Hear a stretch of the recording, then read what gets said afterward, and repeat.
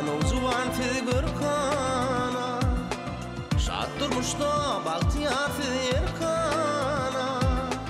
her bir işte gayratlı siz merdana keşte çekip kalı dokan gözüller bahtiyar zamana günler sapalı şatlı külkülerimiz cana şifalı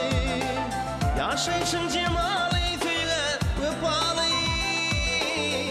aşık kalbını da yakan gözeller, gözeller,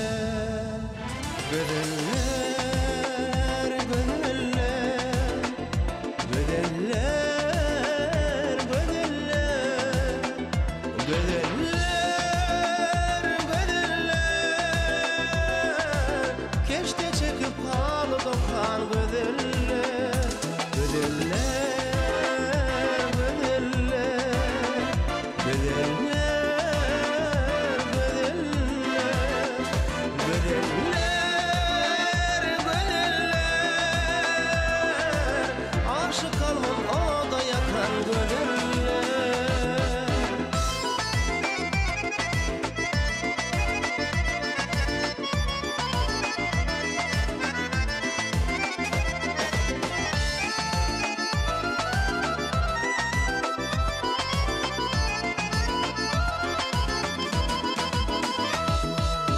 Şirin şekeri salihatlı yüzüler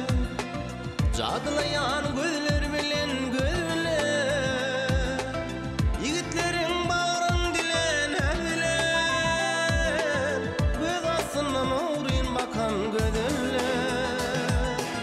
bakışların jadi dişlerin ikinci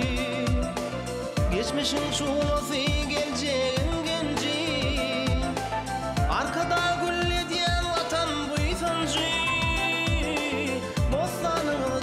Cakan gözeller, gözeller, gözeller.